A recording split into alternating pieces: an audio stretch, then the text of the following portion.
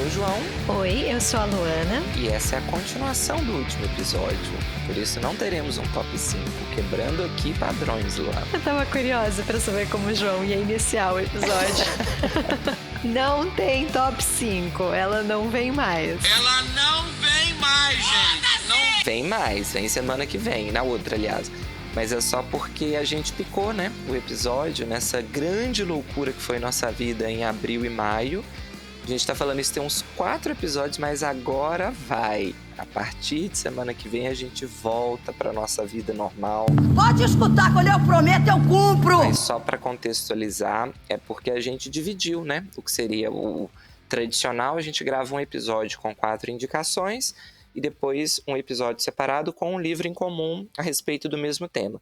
Só que dessa vez, por uma série de fatores, a gente picou em 3 episódios. Então teve o primeiro episódio que saiu semana passada, que contaria, digamos assim, como a primeira indicação do tema, desse tema super criativo, de livros contemporâneos, de autores contemporâneos.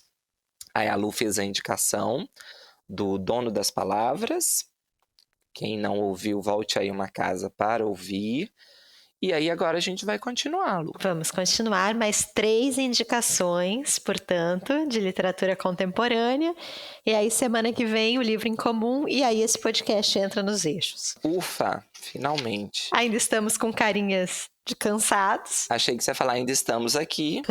Animação, João, lá em cima. Animação, Alegria! Como vocês estão, queridos ouvintes? Sobreviveram? Abril e maio foi tenebroso só pra mim e pra Luana? Compartilhem, porque o nosso, inclusive, tá acabando, né? Eu tô muito ansiosa pra começar junho. Por quê? Não sei, mas eu tenho a impressão que tudo vai melhorar. Em junho a coisa vai. Novos começos. A gente sempre acha que... Assim, a gente pode, inclusive, fazer um combinado de começar um ano novo, Luana. Dia 1º de junho. Eu topo. Ela acabou. 2025 acabou. Agora é outro ano. Útero para vocês!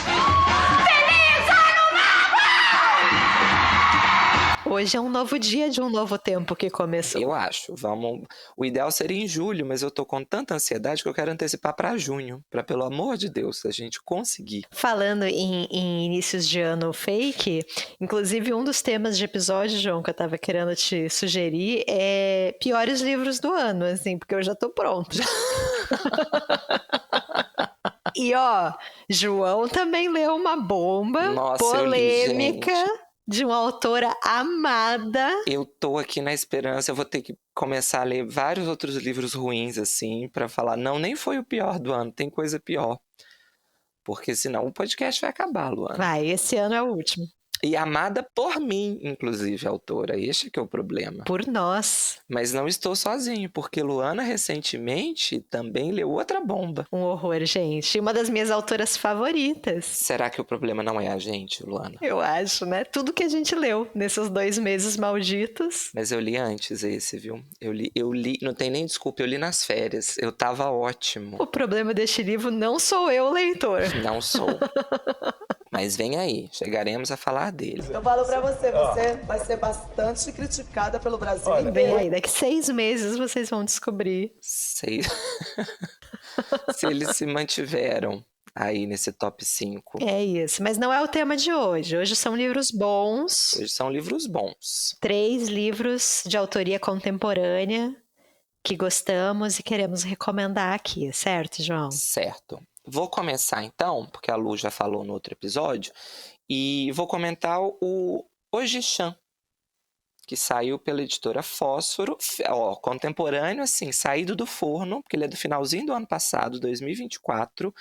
Ele foi escrito pelo Oscar Nakazato, que é um autor paranaense brasileiro, com descendência japonesa, né? Para quem não está ligando o nome à pessoa... Hoje eu vim falar de polêmicas, Luana, você acredita? Os 2 livros que eu escolhi têm polêmicas aqui. Vai, João. O Oscar, coitado, a polêmica nem foi dele, né? Mas é uma polêmica tão maravilhosa. É uma polêmica. Ele se viu envolvido numa polêmica com outro livro, não era esse. É o Ninhojin, que recentemente a Fósforo relançou também. Eu até pedi na parceria, inclusive só um parênteses, vamos comentar este livro, que foi um livro enviado pela nossa parceria com a editora Fósforo. Então vai ser, acho que é o primeiro que a gente comenta via parceria aqui da Fósforo, né? Acho que sim. ele chegou, eu pedi, li, gostei, e aí pedi o outro. Fiquei interessado na escrita do Oscar. Mas o outro livro, que é mais antigo, acho que é década de 2010 ali, não lembro exatamente o ano, mas ele ganhou o prêmio Jabuti de romance no ano, que foi um ano muito polêmico, como costuma ser o prêmio Jabuti, mas foi o fatídico ano do jurado, jurado C, não era, Luana? 2011, João. Ó, tô quase, a minha memória não tá lá grandes coisas, mas também não tá de todo perdida. Aí você usa um adjetivo cerca de, por volta de, e aí já passa.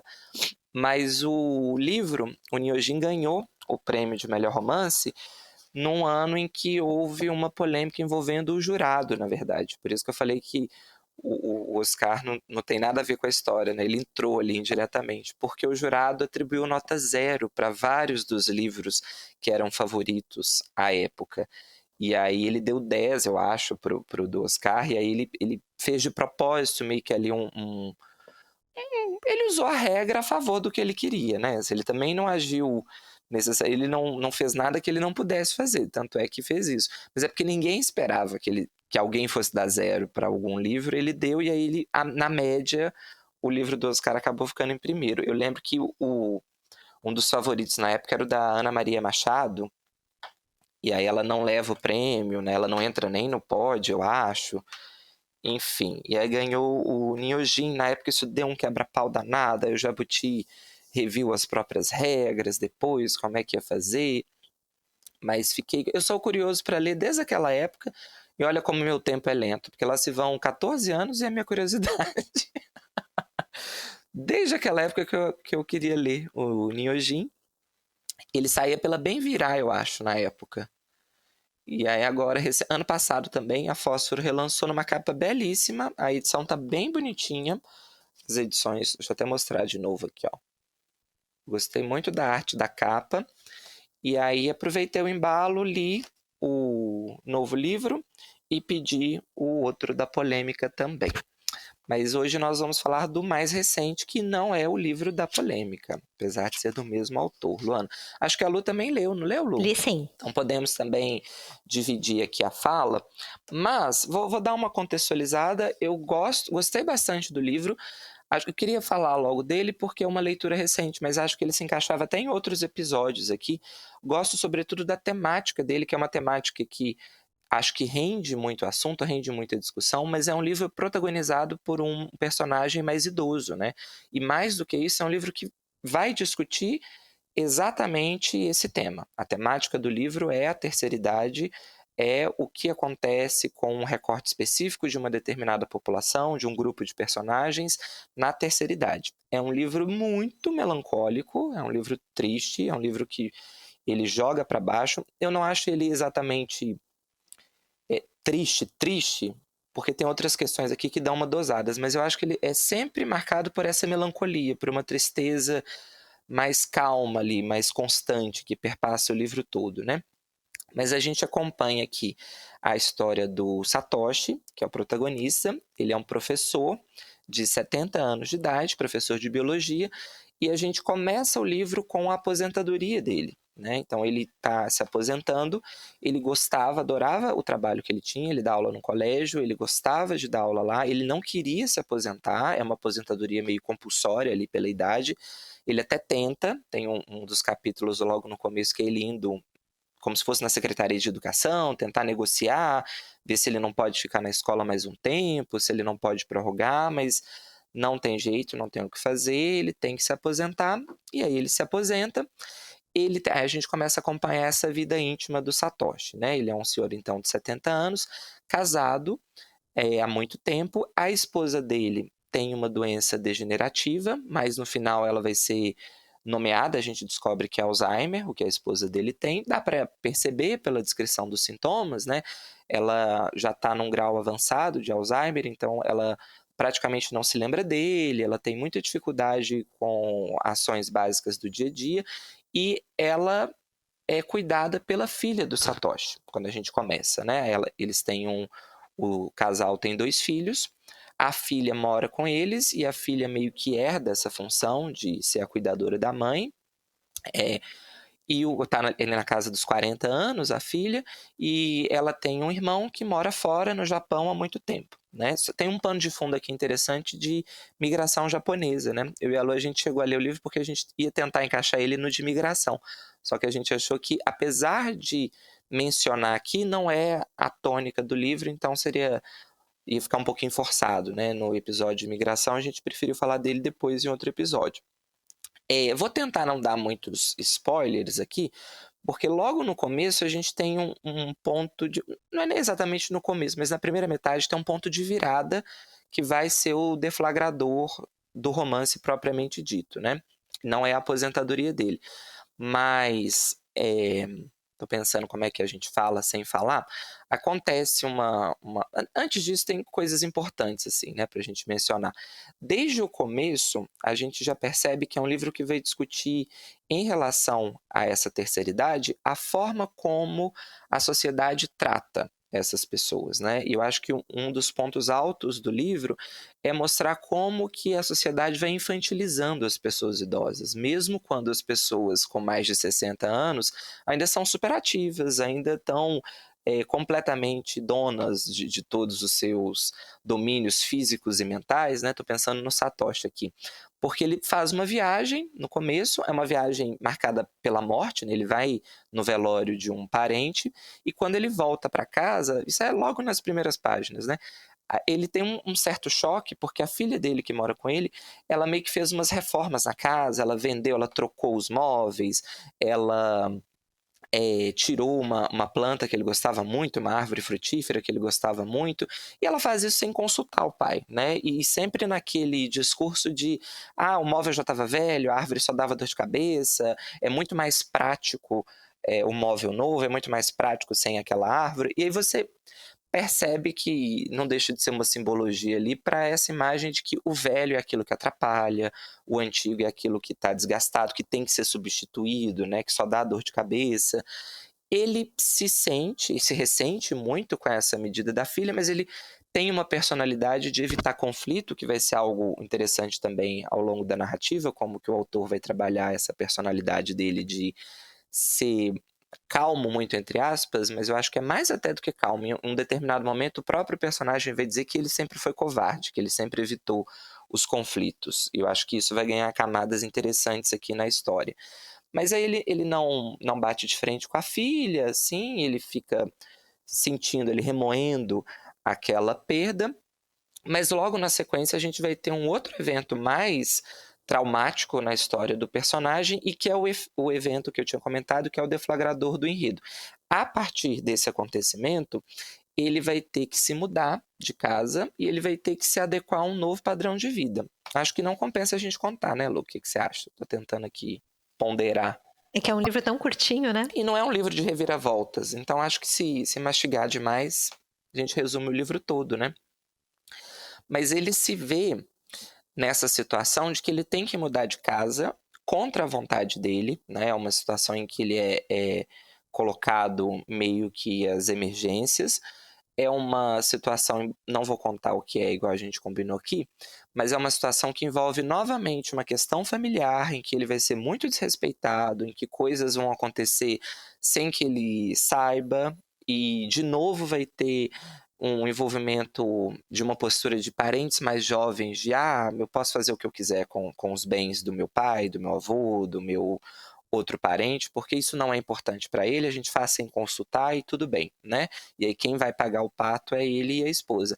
Então ele se muda para um apartamento muito pequeno, ele consegue comprar um apartamento pequeno, e aí a gente acompanha a história propriamente do livro, que eu acho que fica bem desenhada nesse começo, que é o personagem tendo que reaprender a viver, né? É uma história sobre um personagem que se vê em outra situação muito diferente. Então ele troca de emprego, ele troca de casa, ele vai ter uma nova relação familiar, e ele tendo que aprender a lidar com esse começo com 70 anos. Então eu acho interessante porque tem toda uma vida ali que foi construída, cheia de gostos, de ações, de rotina, né? Ele vai dizer isso, que ele é um personagem de rotina, o Satoshi, que ele gostava, ele tinha todo um ritual de manhã, de tarde, de noite, ele estava com a vida completamente organizada, e num intervalo de tempo muito curto ele vai perder todo esse sistema que ele tinha de organização de vida e tem que se ver numa nova configuração.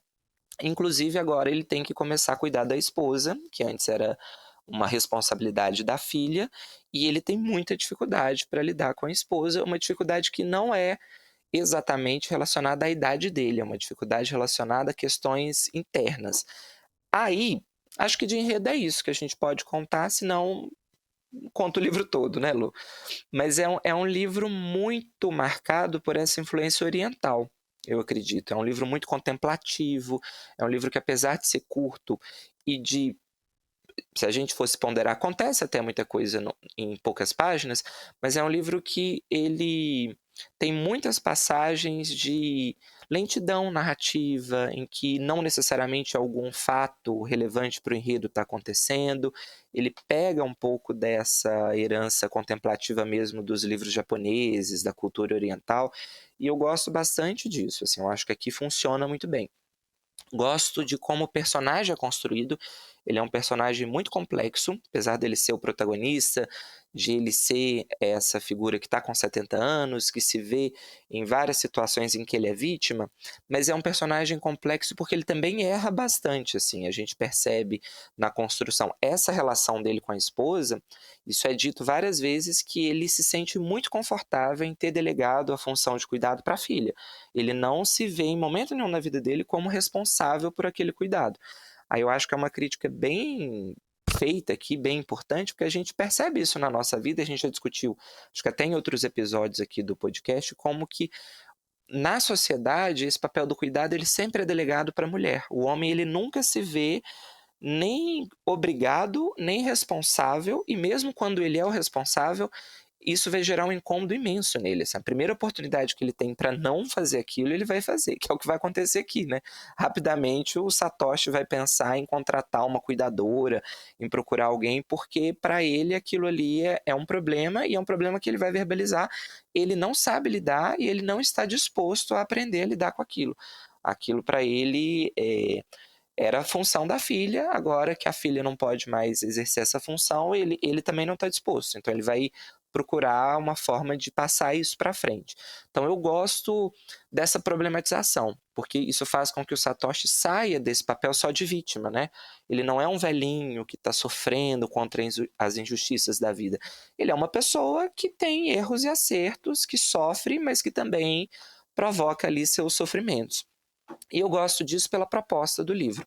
Se é para fazer esse retrato de uma terceira idade, é importante também que essa terceira idade seja trabalhada de uma forma crível, de uma forma complexa e não só por um viés da vitimização ou do sofrimento absoluto, senão o livro ia ficar bastante raso, na minha opinião. Ele começa a interagir com os vizinhos, né? Ele começa a fazer, ele tem pelo menos 2 amizades que ele vai fazer que são bastante importantes para ele. Um é um vizinho que gosta de ler e de jogar xadrez, mas para mim o ponto alto do livro é a história da Estela, que é a vizinha de frente, que é uma senhorinha que vive sozinha. O prédio dele dá exatamente de frente, então ele no começo por falta de opção, mas depois, por curiosidade, ele começa a observar o dia a dia dela, porque quando ele muda não tem cortina ainda, então toda vez que ele chega na janela, ele dá praticamente de cara com a vizinha ali. Então ele vai acompanhando o dia a dia dela, e como ele está aposentado, ele não sabe exatamente o que fazer com o tempo livre, ele vai se entregar muito a essas ações contemplativas. E aí ele nutre uma curiosidade pela vida daquela senhorinha, ela recebe a visita da filha e do neto uma vez por semana, eles jantam juntos, tem um ritual. Então, um certo dia ele encontra com ela no pátio do prédio, do condomínio, eles fazem amizade, eles começam a conversar, e mais pra frente, no final, também não vou contar o que acontece, mas vai ter uma reviravolta na vida dessa personagem. Quando a gente é informado dessa reviravolta, eu achei assim, um ponto alto do livro, e uma das coisas mais tristes, eu acho, que eu já li. Assim, é tão devastador quando você tem acesso à história dela, né, ao que aconteceu. Para mim é o ponto alto desse recorte que o livro quer fazer, de uma terceira idade marcada pela solidão, pelo abandono dos parentes, e é um abandono aqui muito relacionado à família mesmo, tá, gente? Não é necessariamente o abandono do Estado, da sociedade, mas é como a família lida com os seus entes mais velhos. Eu achei, assim, muito fora da curva, é algo que você não está esperando de forma nenhuma, e quando vem você fala, minha nossa, que sacada do autor, assim, me pegou de surpresa mesmo, mas é desolador, assim, a dimensão que ele alcança com isso, assim, toda a crítica que ele consegue fazer nesse recorte, ele me ganha ali, nessa virada, sabe? Mas eu gostei muito do livro, assim, é um livro muito, acho, contundente nas críticas e nos problemas que ele traz à tona, nas perguntas que ele faz. Gosto, e aí eu acho que é o grande mérito do livro, e a gente já reclamou disso várias vezes, né, Lu, aqui de livros contemporâneos, de mastigar demais para o leitor. Aqui eu acho que é um livro que ele não mastiga, ele devolve com mais perguntas ainda a questão. E aí eu acho que funciona muito bem. Tem uma escrita muito boa, gosto bastante, embora me sinta obrigado aqui a comentar 2 pontos que eu não gosto tanto na narrativa. Mas é só jogar a palavra para a Lu, ver se ela quer acrescentar alguma coisa. Acho que você já falou sobre isso, mas para mim o ponto alto também é esse retrato da solidão mesmo, né? A gente já mencionou isso, como a nossa sociedade não sabe muito bem o que fazer com os idosos. Uma sociedade obviamente produtivista, então a partir do momento que ele não pode mais trabalhar, porque ele chegou a uma determinada idade que alguém estipulou que é a idade limite, se não me engano, são 70 anos, eu acho, no livro. Então, a partir dali, ele não serve mais para aquela escola, não serve mais para aquela estrutura social e vai viver sozinho, né? Então, eu acho que também tem um pouco...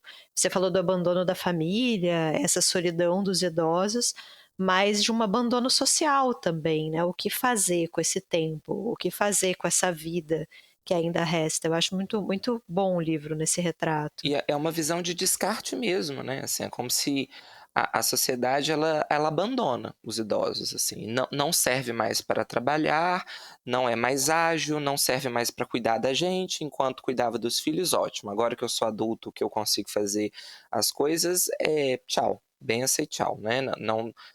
Não é uma obrigação minha ter nenhum tipo de cuidado. Não é nem o cuidado físico, mas é o cuidado afetivo mesmo. Assim, eu não me sinto na obrigação de ser uma pessoa presente na sua vida. Porque, e eu gosto muito tem vários exemplos no livro disso, de como os filhos arrumam desculpa muito fácil, né? Para não visitar, para não ir, para prometer algo e não cumprir, para assim, é sempre tratado como algo, eles vão entender, assim, não tem nem que disfarçar muito. Eu posso, assim, minimamente aqui criar qualquer narrativa que se dane também, que você não acreditar, né? Assim, não é nem um ponto, talvez seja isso, né? Eu não preciso disfarçar tanto, porque também dane-se, para não falar outra coisa, né? Se quiser ficar triste, se não quiser acreditar, isso não é problema meu. O ponto é que eu não vou, não preciso ir, não tô com vontade de ir, e aí fica aí sozinho, né? E uma grande questão para mim, que é como a gente se prepara para a velhice. Porque, de uma certa forma, esse casal, né, eles fizeram tudo o que estava ao alcance. Então, eles tinham uma certa reserva de dinheiro, eles tiveram filhos, que é uma solução, né? Eu, por exemplo, que não quero ter filhos, as pessoas me questionam isso. O que vai ser na sua velhice sem filhos? Às vezes, com filhos também não dá muito certo. Às vezes os problemas são os filhos, inclusive. Exato. Então, de certa forma, eles juntaram grana, eles tinham uma filha ali presente. Tinha uma casa própria. E aí, de repente, tudo isso vira fumaça. E aí, o que você faz com a velhice? Tinha uma filha que, inclusive, morava com eles. Quer dizer, qual o maior ponto de apoio? Não, qualquer coisa, minha filha está aqui para dar um apoio. E aí? Em algum momento aquilo está bem estruturado e aí de repente não está mais. Apesar dos pesares, é um livro que ainda faz esse recorte de uma classe média baixa. Porque apesar do sufoco, apesar da surpresa, o Satoshi ainda vai conseguir comprar um apartamento. Então, assim, ele tem uma saída que a maioria da população não teria, não conseguiria ter. Apesar dele marcar que é um apartamento muito pequeno, é num bairro afastado, assim, ele vai ter perdas de conforto, mas ele continua tendo uma casa própria para morar e levar a esposa. Então, assim, ainda é um recorte de uma sociedade que tem um certo privilégio aqui, que tem oportunidade de recomeçar. E eu acho um recorte inteligente, porque se ele está querendo falar sobre a velhice, ele poderia falar sobre uma velhice muito mais difícil. Uhum. Então ele pega um casal ali que ainda tem algum tipo de estrutura, né, para falar sobre um assunto. Veja, mesmo com toda essa estrutura, ainda é bem difícil. Exatamente. E acho que também, se, dependendo do recorte, se fosse, por exemplo, de uma camada mais vulnerável socialmente, a gente teria um outro livro, obviamente, com outros problemas, outras questões, mas acho que iria mais para a discussão do coletivo, do social, e aqui o recorte é mais do aspecto familiar, embora o social perpasse, obviamente, o livro todo, né?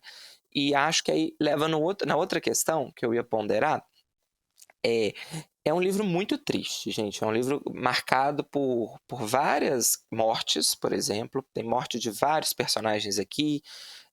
Já começa com o enterro, igual eu comentei, ele tá indo no enterro. Que também é uma realidade da velhice, né, João? É isso que eu ia comentar. Então, assim, a gente comentou em outros episódios, ele gabarita o combo da desgraça aqui, o nosso bingo da desgraça, que é composto basicamente por 3 pilares, que é morte de parente ou de conhecido, de amigos, etc. Aqui tem mais de uma até, gabarita assim.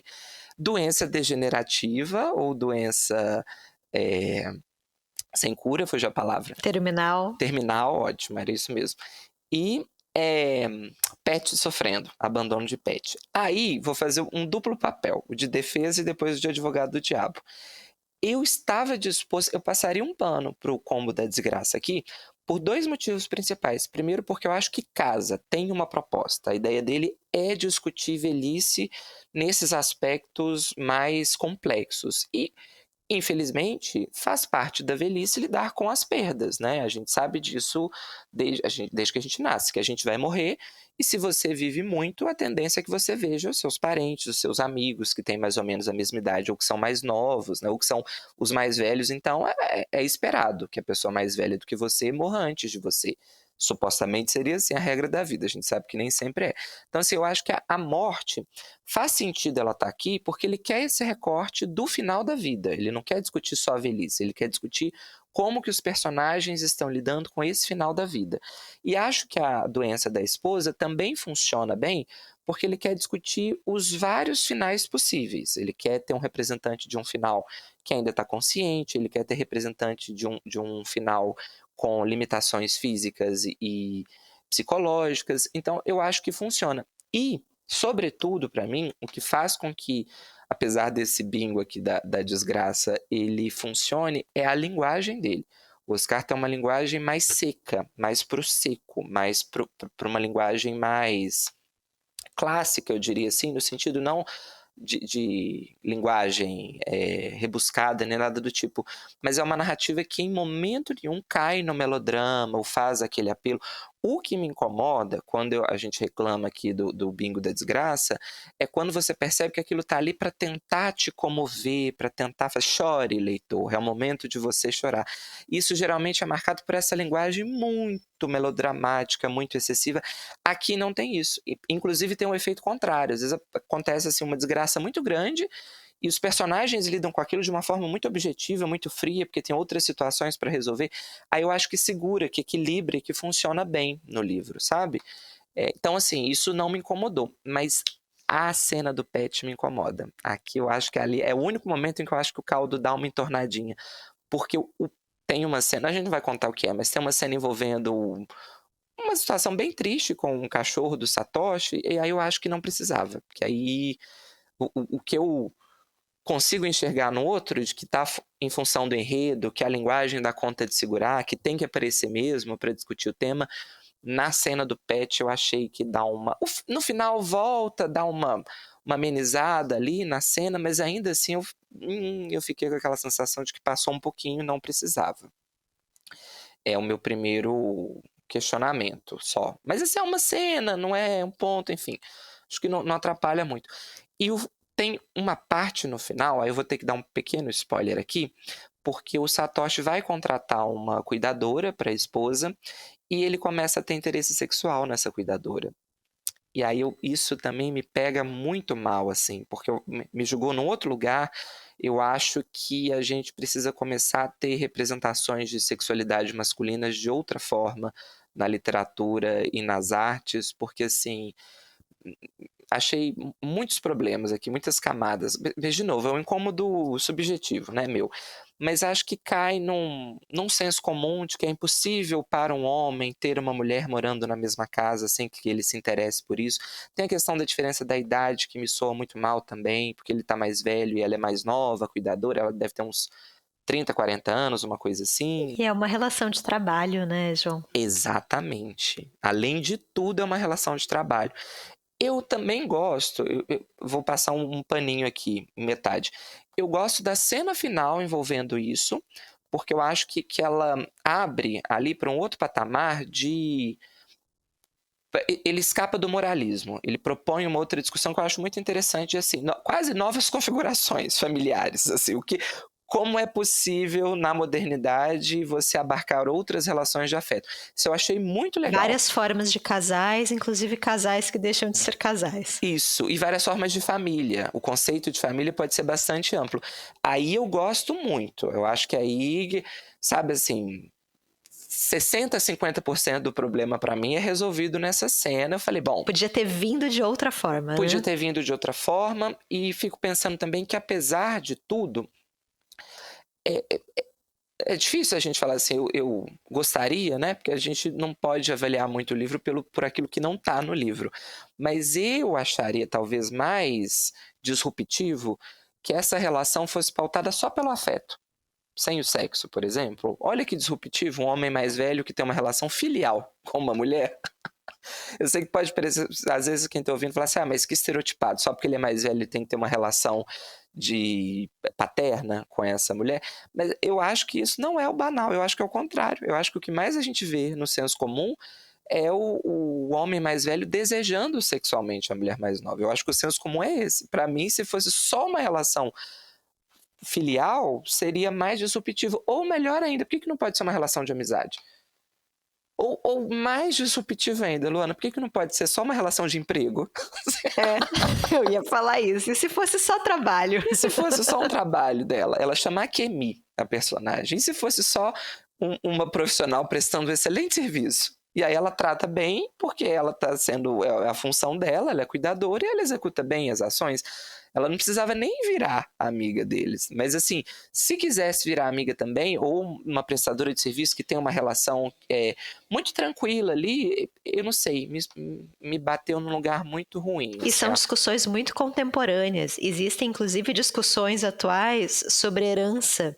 Por que eu não posso, do ponto de vista de alguém que já tenho posses, que tem alguma coisa, por que eu não posso deixar as minhas posses para uma trabalhadora da minha casa, um trabalhador da minha casa, né? Por que tem que ser sempre uma herança direta para um familiar? Então, são as minhas duas ressalvas aqui, que eu acho. A do Pet eu acho que não precisava, e a da Akemi eu acho que precisava pelo final, eu entendo onde ele quer chegar, mas acho que dava para construir de outra forma, talvez o meio do caminho. Sem burlar a CLT, né, João? Cai naquele... O Ministério do Trabalho está aqui comigo. Hoje o nosso jurídico tá na sessão de Ministério do Trabalho. E acho que cai num lugar também que me incomoda muito, que é o homem, ele é irresistível, né? Não importa a situação dele, a mulher, ela vai ceder, assim. Como ela não vai se sentir seduzida por um homem, independente de qual homem seja? Aí eu tenho questões assim, sabe? Com essa questão. Mas acho que o livro, apesar disso, gostei muito do livro, acho que ele é muito pertinente, acho que ele chama para discussão temáticas muito contemporâneas, muito atuais e desmembra essas discussões em vários níveis, assim, relacionamentos entre vizinhos, relacionamentos familiares, a questão da terceira idade, como lidar com essas pessoas, como a gente lida com essas pessoas, né? E a carapuça, eu acho que a gente acaba abotoando, assim. Várias vezes você vê uma situação, você fala, nossa, eu já fiz algo parecido ou pensei em fazer. Nossa, escroto, né? Aí você começa a... Porque você tem acesso ao outro lado, né? Como que aquilo chega.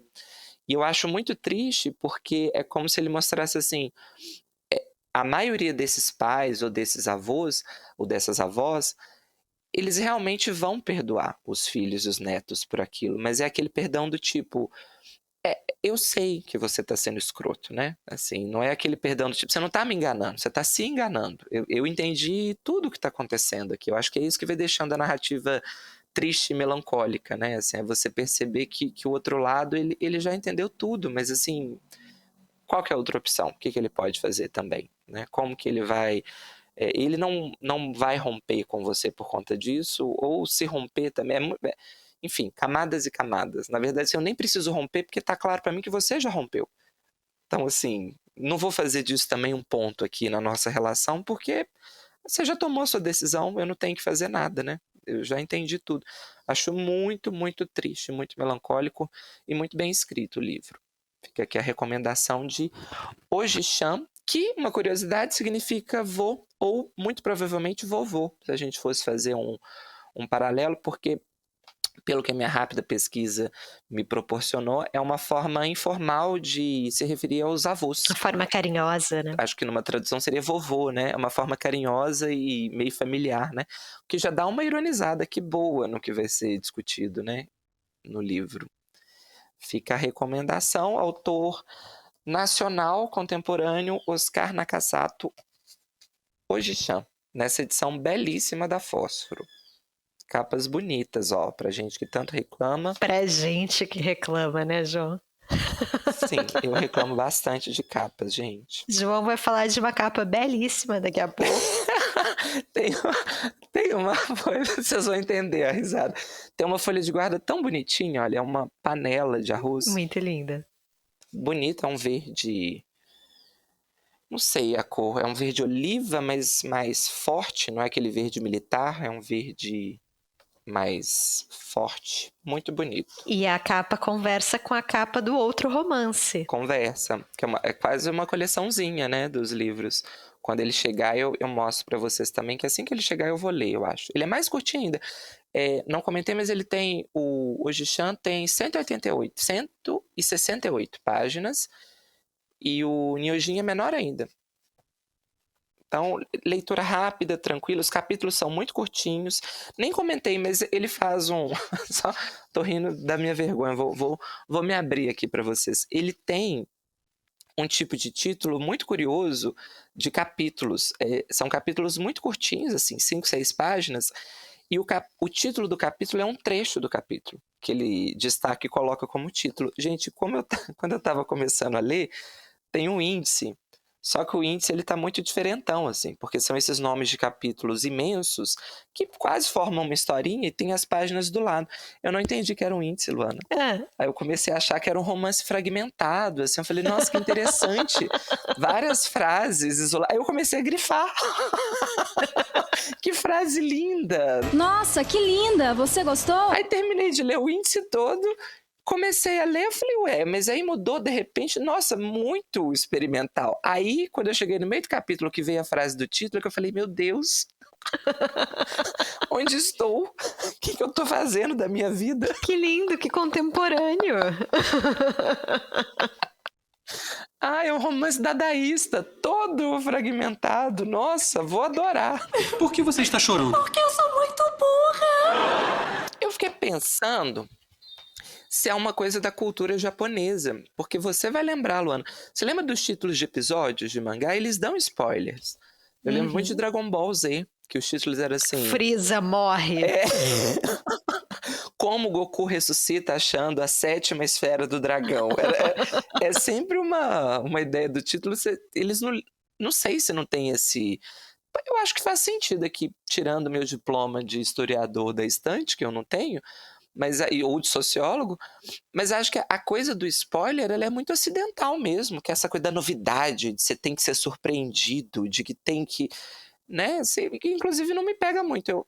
A não ser que seja um romance policial, de quem matou, aí você já conta pro outro quem matou, o que acontece, ou quando é uma surpresa muito inesperada, assim, pequenos spoilers, eu acho que quando não tem o efeito da surpresa no livro, eu acho que você pode me contar tudo que tá tudo bem.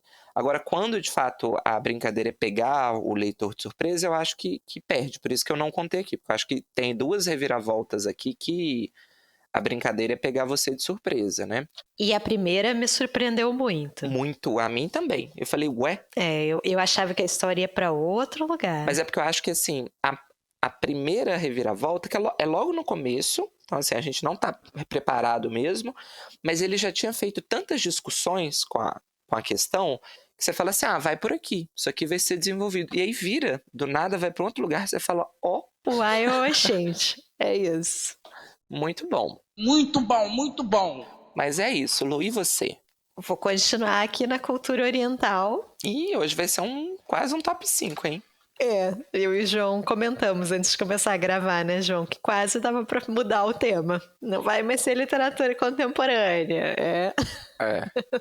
Temas orientais. Não daria para ser autoria, né? Porque o Oscar é brasileiro. É verdade. Mas daria para ser temáticas. Temáticas. Eu vou continuar na temática aqui, gente. Vou falar de um livro que eu li em janeiro e eu tava triste por ainda não ter conseguido puxar ele para um episódio aqui. Mas vou falar sobre O Caminho Estreito para os Confins do Norte. Bonito o título. Um livro escrito pelo Richard Flanagan. Ele é um autor australiano e mais do que australiano, ele nasceu na Tasmania. Eu acho isso tão interessante, na Tasmânia, acho, Eu né? falava Tasmânia. Tasmânia, que é o lugar do Taz, né? O diabo da Tasmânia, vocês lembram dele? Eu acho. Agora eu tenho 2 referências para Tasmânia. O Taz e o Richard Flanagan. Esse livro ele foi publicado originalmente em 2013, venceu o Booker Prize do ano seguinte, fez muito barulho. O Richard Flanagan chegou a vir para o Brasil em 2015, veio para uma flip. Aqui no Brasil o livro foi publicado pela Biblioteca Azul, com tradução do Celso Mauro Paciornik e Augusto Pacheco Calil. O livro tem como personagem principal o Dorrigo Evans. Ele também nasceu na Tasmânia, numa pequena vila, uma vila de pouco mais de 40 almas, como ele fala, de uma família muito pobre, mas ele consegue uma bolsa de estudos, vai para Melbourne, vai para a Austrália continental, vai estudar e ele se torna médico. Então ele tem uma grande ascensão social. E tudo na vida dele parece que está indo bem, ele se apaixona por uma mulher, tem problemas com essa relação, mas é toda uma história de amor muito tumultuada, ela já é casada, tudo está acontecendo. Só que aí o Dorrigo, ele é convocado pelas Forças Armadas e a gente está num contexto de Segunda Guerra. Então ele vai lutar pela Austrália, só que a Austrália ela está lutando do lado dos aliados. Então, na verdade, ele vai servir junto aos exércitos britânicos. Eles vão participar, os australianos, né? São cerca de 17 mil australianos que são convocados. Eles vão participar de várias batalhas, mas uma das batalhas mais famosas com participação da Austrália é a Batalha de Singapura, que é um momento bem importante ali da Segunda Guerra. O Japão tenta ocupar Singapura. Singapura está sendo protegida ali pelos britânicos e seus aliados, né? Então escoceses, indianos, os próprios australianos. O Japão ganha, eles conseguem ocupar Singapura e aí os exércitos se rendem, né? As forças aliadas se rendem e nisso grande parte dos australianos acaba se tornando prisioneira e eles vão trabalhar em campos de trabalhos forçados, né? E o Dorrigo ele vai ir para a Ferrovia Burma. E aí eu queria só fazer uma pequena pausa, né? Tudo isso aqui é a história do livro, a gente vai acompanhando o dia a dia desse personagem principal, desse protagonista, mas eu queria fazer um rápido parênteses aqui para falar sobre a Ferrovia Burma, que eu acho que é um dos encantos aqui do livro, a gente saber mais sobre essa história. A Ferrovia Burma é uma ferrovia que ligava Burma a Siam. Burma, que aqui no Brasil é chamada de Birmânia, atualmente Mianmar, e o Siam, que é a Tailândia. Então essa ferrovia iria cortar o país, a ponta da Tailândia, inclusive quase ia até Bangkok, que é a capital, né, da Tailândia. Um projeto gigantesco, mais de 400 quilômetros de ferrovia, um terreno muito acidentado, então são construídas mais de 1000 pontes, muita perfuração de rocha, uma coisa gigantesca, e o Japão sempre quis construir essa ferrovia. Existiam projetos ali desde o século XIX, essa ferrovia ela é projetada na década de 30, nenhuma empresa topa essa construção, nenhuma construtora topa fazer, porque assim, gente, é um projeto desses faraônicos, muito difíceis, né, de serem realizados ali em regiões muito inóspitas, de floresta, desabitadas, com muitas doenças endêmicas, então cólera, febre tifoide, malária, né? Então, assim, uma construção de fato muito difícil, ou pelo menos pouco lucrativa, para essas empresas não toparem. Então, o Japão tenta muito na década de 30, não consegue, e aí na década de 40 eles chegam nesta, entre aspas, solução, que é utilizar a mão de obra de pessoas escravizadas. Então, a construção começa em 42. É muito difícil saber quantas pessoas participaram dessa obra, porque não tem registros. Existiram registros, obviamente, mas eles foram destruídos deliberadamente ali no contexto do final da guerra.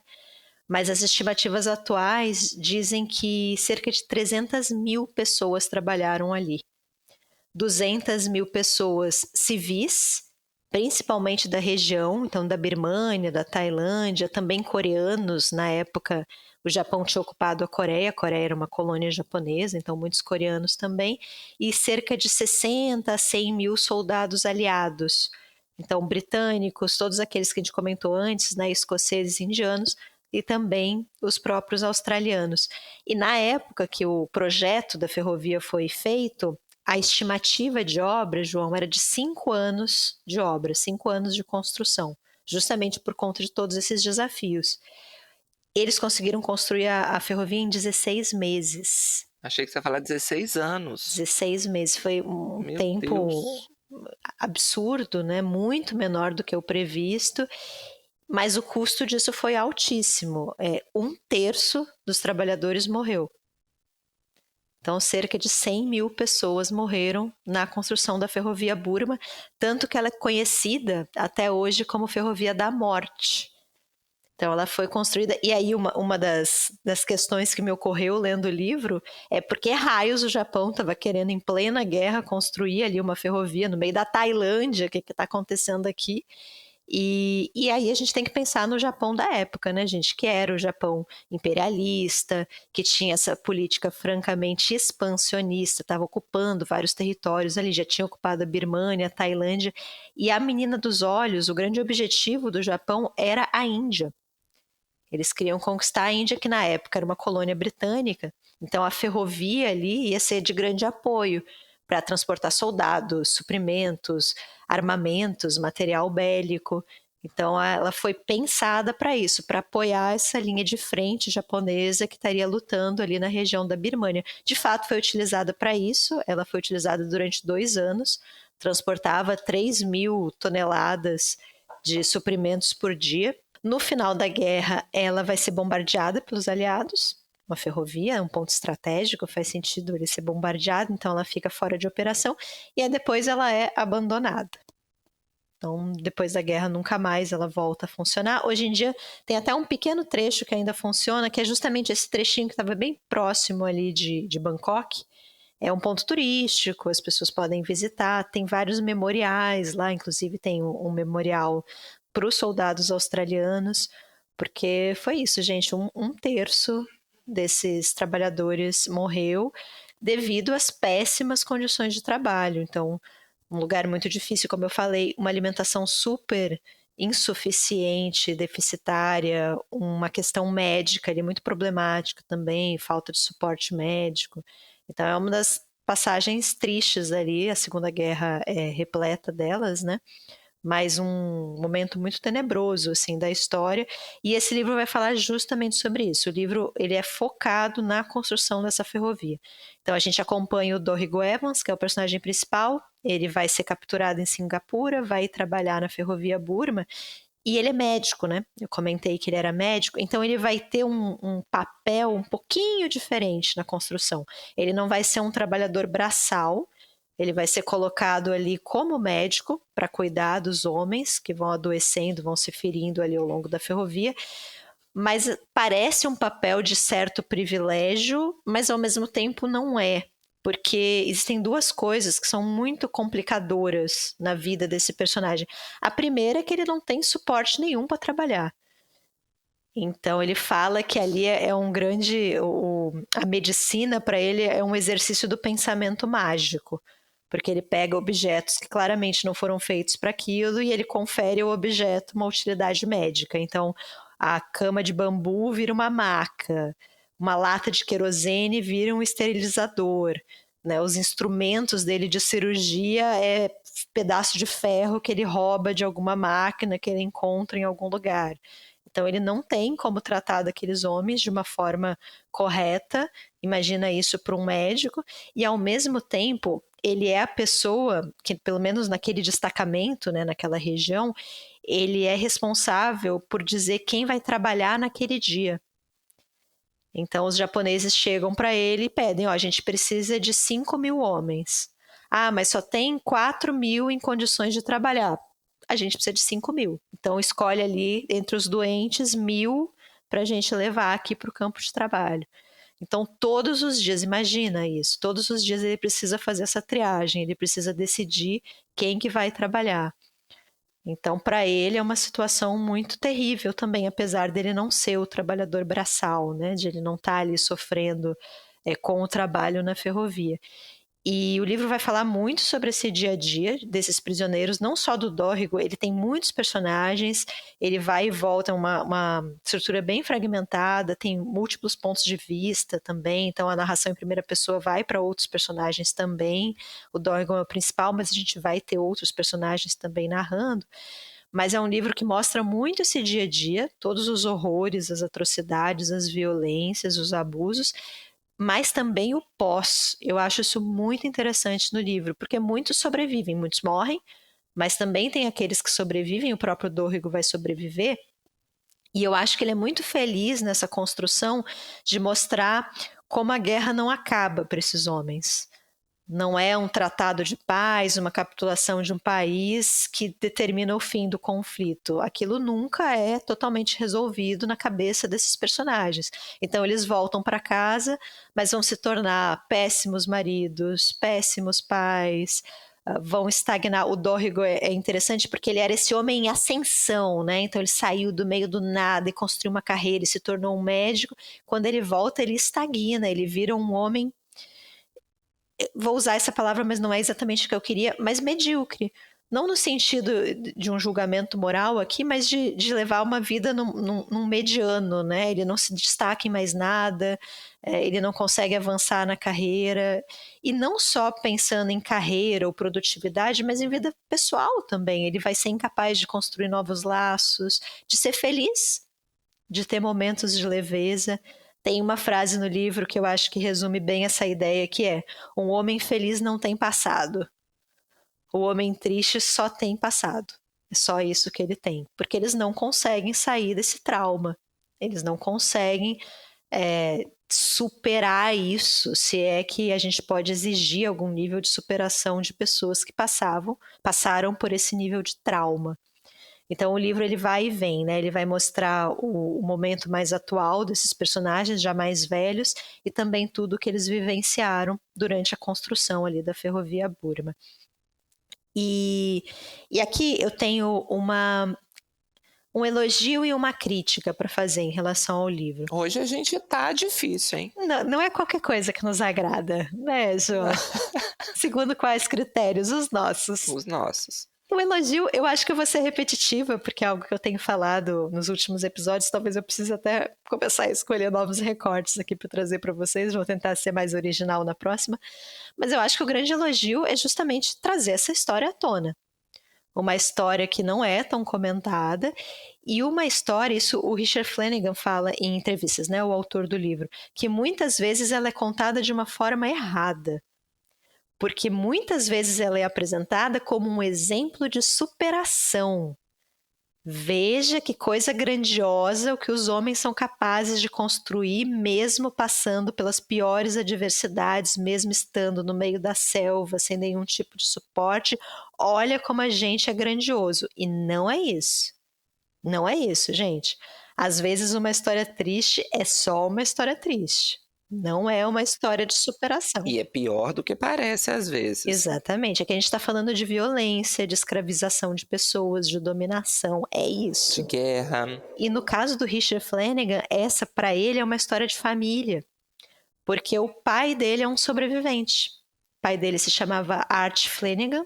Ele foi um soldado, ele foi convocado, ele passou por tudo isso, ele participou da construção da ferrovia Burma e voltou para casa. E o Richard, inclusive, fala isso, que o pai nunca mencionava o assunto, ele não conversava a respeito.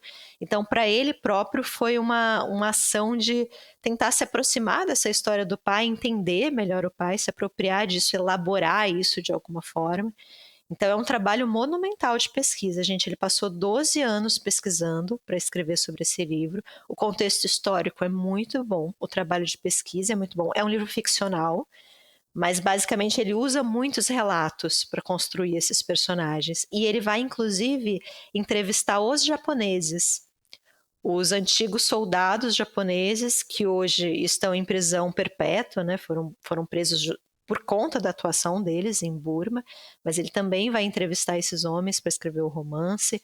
Então, assim, é um trabalho de... A gente sempre fala isso, né? Da importância de você trazer determinados recortes, de você dar voz a determinados personagens. Nisso eu acho que o livro é exemplar. E para mim, o que me perde um pouco no livro é, eu acho um livro muito grande, eu acho um livro muito triste, e é difícil que ele não seja triste, falando de um episódio tão traumático, tão violento, mas eu acho o número de personagens talvez excessivo. Tem um momento específico do livro que ele vai contando sobre vários prisioneiros, e são personagens que não têm muita relevância para a narrativa. E mesmo assim essa história vai ser contada, a gente vai ter um aprofundamento, e eu entendo a ideia do panorama, você quer mostrar vários personagens diferentes, mas é muito triste, gente. É uma sequência difícil de ser lida. Assim, eu acho que tem um pouco de um limite ali que é ultrapassado, mas para mim o que eu realmente não gosto no livro é o ponto de vista dos japoneses. E aí aqui eu quero abrir o meu coração para vocês, porque não é uma questão resolvida para mim, é algo que eu fiquei pensando muito na época, que é, ele vai colocar o ponto de vista também em personagens japoneses, em alguns momentos do livro. E esses personagens, eles são muito caricaturais, eles são muito maus, profundamente maus. Eles não têm nenhuma complexidade, não têm nenhuma profundidade. Então a gente vai ter um personagem que é o Kota, que ele é viciado em cortar cabeças, e ele ama cortar cabeças, e aí tem várias descrições disso. E aí tem um outro personagem que é louco por poesia, então do nada ele começa a recitar uma poesia no meio da selva, da floresta. Eu fico pensando também, por que raios a gente tem que dar profundidade e complexidade para personagens que são horríveis? Para personagens que foram capazes... Não são nem personagens, né? Mas personagens que representam ali, que espelham pessoas que foram capazes de cometer todas aquelas atrocidades. A gente precisa que esse personagem seja complexo e ambíguo, que traga algo de humano dentro de si? Não sei, talvez não. Mas aí eu me questiono, por que fazer uma narrativa em primeira pessoa, então? Por que trazer esse ponto de vista? Porque dentro da narrativa, para mim fica difícil de comprar, que existe um personagem tão plano, todos os personagens tão planos, profundamente psicopatas ali, né? A única coisa que eles têm para apresentar é uma psicopatia. Então, eu não sei. E eu tenho a impressão que o esforço do autor era em outro sentido. Ele queria mostrar, e aí eu vou já contar para vocês por que eu acho isso, mas ele queria mostrar que a maldade não é individual, ela é sistêmica. É um momento histórico, é um momento limítrofe, é uma estrutura social e política que leva os indivíduos a cometer determinadas ações. E eu acho que é um posicionamento correto. Só que aí quando ele transforma todos os personagens em personagens profundamente maus, essa mensagem se perde. Aí já não é o sistema, aí já é o indivíduo praticando maldades, se aproveitando ali de um momento histórico para exacerbar essa faceta da sua personalidade, né? E eu não me importaria se fosse mas é que são todos. E eu acho que a ideia dele era mostrar essa maldade sistêmica até por conta do título do livro, que é O Caminho Estreito para os Confins do Norte. Esse título é um verso famoso no Japão de um poeta chamado Matsuo Basho, que é o poeta mais famoso do período Edo. Então tem um personagem, que até falei, né, que ele gosta de poesia, um personagem japonês, então ele vai citar essa frase, e a ideia aqui, João, é mostrar como o Japão, e agora pensando em nação, esse conceito abstrato, mas muito interessante da gente pensar, como o Japão é capaz de produzir poesias belíssimas e, ao mesmo tempo, obrigar homens a trabalhar literalmente até a exaustão. Um beijo para a Alemanha. E a Alemanha vai ser citada aqui na epígrafe, porque a gente tem, é mais uma dica da intenção desse Aliás, autor. um beijo para a Europa, né? Dá para beijar muita gente. Pobre Alemanha. Dá para... Mas na epígrafe vem um verso do Paul Celan, que é um autor que a gente ainda não citou neste podcast, quem sabe um dia, mas é um dos grandes nomes da poesia em língua alemã. Ele nasceu em Czernowitz, que era Império Austro-Húngaro, hoje em dia é Romênia, mas ele se muda para a França. Ele é um sobrevivente do Holocausto e ele tem um verso que é muito famoso, talvez vocês já tenham escutado, que é o Mãe, eles escrevem poemas. Faz parte de uma poesia maior, mas o Mãe, eles escrevem poemas, que é uma surpresa, né, num tom de surpresa. Ele está falando justamente sobre a Alemanha. Os alemães que foram capazes de cometer todas as atrocidades durante a Segunda Guerra, as atrocidades que a gente já conhece, são capazes de escrever poemas. E aqui a gente tem essa ideia nesse recorte, né, de um poema japonês famoso. Então, veja, eles também escrevem poemas. E eles também são capazes de atrocidades. Então veja que ambiguidade, né? Uma mesma nação que produz a beleza, ela também produz o caos, também produz o terror. Então eu acho que era aí nesse sentido. Mas aí eu acho que o personagem plano e psicopata, eu acho que dá uma quebrada nessa ideia, né? Porque aí você perde essa ideia de um todo que obriga indivíduos a mostrar talvez a pior versão de si para personagens que são simplesmente maus, né? Entendo também que é difícil, como eu falei, né? Como dar complexidade e ambiguidade para personagens que cometeram tais atrocidades. É uma questão difícil, eu acho, de ser resolvida. E aí eu falei, né, que os personagens, os australianos aqui são mostrados no campo de trabalhos forçados e também na velhice, os japoneses também. Esses personagens, né, que são os donos ali do campo, os diretores, as pessoas que dão as ordens, eles não têm muita crise de consciência, não, na velhice. Eles entendem que só estavam cumprindo ordens. Tem um personagem que é interessante porque a única crise de consciência dele é não ter crise de consciência. De vez em quando ele fica pensando assim, nossa, eu talvez devesse me sentir um pouco mal, né, por tudo que eu fiz, mas eu não me sinto. Será que isso me torna uma pessoa ruim? Spoiler, sim. Acho que sim, né? Mas eu acho que... Entendo a dificuldade, mas eu acho que o livro ele se perde um pouco na construção dos japoneses. Mas em relação aos australianos e ao recorte histórico, gente, é um livro muito, muito bem construído. Eu fiquei bastante obsessiva por essa ferrovia Burma, pesquisei muito, foi o meu assunto de janeiro. Eu conversei no trabalho sobre isso, só para vocês entenderem o grau de obsessão. E é sempre interessante pensar como a gente sabe pouco sobre o Japão imperial, né? A gente fala muito sobre a Alemanha nazista, a Itália fascista, mas muito pouco sobre o Japão imperial. Eu, inclusive, por coincidência, acabei lendo... A gente leu Pachinko, que fala sobre a ocupação do Japão na Coreia. Eu li um outro livro coreano também recentemente. Coincidentemente, eu estou revisitando essa temática aqui com uma certa frequência. Mas é sempre uma reflexão sobre como alguns países são mais felizes do que outros em construir uma imagem mais positiva para si, né? Eu acho que faz parte aí do soft power japonês, né? Sem querer demonizar Japão, os países têm suas dívidas históricas, as suas cicatrizes, mas é curioso, né? Eu acho uma questão interessante aqui para a gente pensar. Mas é isso, ele tinha uma intenção, o Richard Flanagan, era contar a história do pai, era trazer esse recorte, né?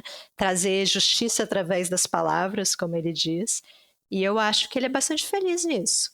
Assim, é um episódio que ele eterniza na literatura, né, gente? Então, sempre para lembrar que a nossa infinita capacidade para o mal, né? Porque é realmente um episódio muito, muito complicado, assim, para dizer o mínimo, né? Para usar um eufemismo aqui.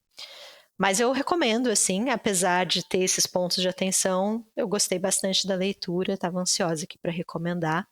Então fica a sugestão do Caminho Estreito para os Confins do Norte, que tem este título belíssimo. E de um autor australiano, hein? Australiano. E ele fez a mesa dele com o keniano, João. O Gugiwa Thiong'o? Olha que mesa boa. Ah, Perdemos esses 2 autógrafos, não é da nossa época. não é da nossa época. Que pena! E aí, Luana, por falar em Japão, é para lá que nós vamos agora. Eu disse que a gente ia manter uma certa... Eu fiquei até me questionando, a Austrália é oriental? Eu acho que é uma discussão boa, tá? Quão oriental é a Austrália? Como é arbitrário, né? Porque assim, não deveria ser tão difícil a gente dizer o que é Oriente e o que é Ocidente, né? Eu fiz uma provocação porque também, qual Oriente, né? Eu acho que a gente tem uma visão de Oriente, a gente não engloba tudo no mesmo lugar, né? Se a gente pensar o Oriente Médio, a gente tem um imaginário, do Japão, da Coreia, a gente tem outro imaginário, da China a gente tem outro imaginário, a Índia é outra coisa no nosso imaginário, o Sudoeste Asiático ali é outra coisa, né? A própria Rússia é asiática, não é asiática, é europeia, não é europeia, então acho que, e é uma questão para a literatura russa, né? Essa briga ali do quão europeu ou quão oriental o autor vai ser, mas acho interessante, uma discussão aí que rende. É o continente que eu menos li, sem dúvida. Já é uma questão até do continente, né? Quais autores vocês já leram da Oceania, gente? Eu já li acho que 2, de cabeça que eu lembro aqui. Eu li um autor australiano, que é o da menina que roubava livros. Ah, eu li esse também, é verdade. 3, então, 3. Ele é autor daquela bomba daquele livro, porque eu detestei. E olha que eu li na época, hein? Tava na idade, né? Eu li um autor da Nova Zelândia também. Ah, quem? Bernard Beckett, o nome. Ele escreveu um livro chamado Gênesis, que eu adoro, onde eu ainda recomendo aqui no podcast. Uma das grandes decepções da minha vida leitora, quero aqui dividir com vocês, é porque eu li um livro do Timor-Leste e eu descobri que o Timor-Leste não é da Oceania, ele é da Ásia. E aí eu falei, mas a geografia não faz nenhum sentido, então tem que acabar com isso. Porque claramente, quando você vê ali no mapa, eu falei, como assim? Como não? Na minha cabeça é sim. Na minha cabeça o Timor... Quero aqui desrespeitar toda a história de um continente, de um país, mas acho que como critério visual, que obviamente é o único que importa em aspectos geográficos, o Timor-Leste claramente é um país da Oceania. Ou seja, você não leu outros livros da Oceania. Não li, só o esqueci o nome dele, do Marcos Zizak, é uma coisa assim, não é? Mas é difícil, né? Não chega muita coisa aqui pra gente. É difícil. E tem o Coetzee, que é um autor australiano. Australiano, verdade. Ó, já lemos vários, então. Já lemos vários, já. Gente, só pra explicar a piada, ele é da Coreia... que doido, ó, da Coreia do Sul. Da África do Sul, mas ele se mudou pra Austrália e aparentemente... Eu não sei exatamente como que ele perdeu essa cidadania sul-africana. Eu não sei se... Porque tem países que não permitem dupla cidadania. Eu não sei se é o caso da Austrália. Tipo, para você receber a cidadania australiana, você precisa abdicar da sua cidadania original. Se alguém souber aí, escreve nos comentários. Mas o que sabemos é, atualmente, assim, oficialmente, o Nobel do Coetzee foi creditado à Austrália. É isso, gente. A Austrália ganhou um Nobel de graça. De graça. Enfim. Ai, saber. Abafa. Eu ia só fazer um adendo aqui, gente, que finalmente, mantendo uma tradição, este é o primeiro episódio oficialmente gravado neste ano com gripe, Você gripa, né, viado? Gripo, bi, direto. Direto. né? Nós temos aqui um convidado especial que é o vírus da gripe. Eu estou gripado. Eu também. Que é um episódio temático. Oh, João, que gêmeas. É. Eu comentei no último episódio. Vocês lembram que eu falei que Rafael estava gripado para vocês torcerem por mim para eu não ficar? Aparentemente, pouca gente torceu. Torceu pouco. A culpa é de torceram vocês. pouco, é. Então, assim, essa tossida, essa voz, esse olharzinho de peixe morto, isso tem um nome, tá? É gripe. Perdoe eu e a Luana. Mas é isso, Luana. Agora eu vou pro Japão. Trouxe polêmica, hein? Podia ser Oriente ou livros polêmicos que eu trouxe aqui. Mas eu vou falar do Kitchen, de uma autora japonesa chamada Banana Yojimoto. Olha que nome curioso. É um pseudônimo. muitas camadas aqui, vou só dar o crédito. A edição que eu li é a edição antiga, que é essa aqui, bonitinha. Ela tem um trabalho editorial muito curioso, porque ela vem com uma luva, e depois vem a capa mesmo, e ela tem uma folha de guarda tão bonitinha, que é quase uma folha de seda. Não sei se vai dar para ver. Tem uma folha de seda com umas florzinhas aqui, é uma edição muito curiosa.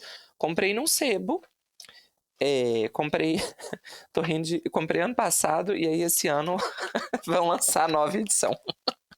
Mas a edição que eu li da Nova Fronteira, ela é de 95 e ela foi traduzida por Juliana Leite.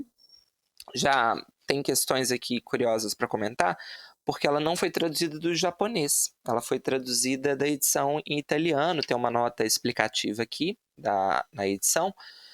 Mas acho já curioso pensar como que em pouco tempo mudou tanto o panorama literário no Brasil, na editorial, nesse aspecto da tradução, por exemplo, porque hoje em dia acho que você tem muito tradutor especializado em japonês, em coreano, mas há pouco tempo atrás era muito difícil ter editoras que traduzissem diretamente do japonês ou do chinês, enfim. A edição nova já é tradução do japonês, né? Já é tradução direta do japonês.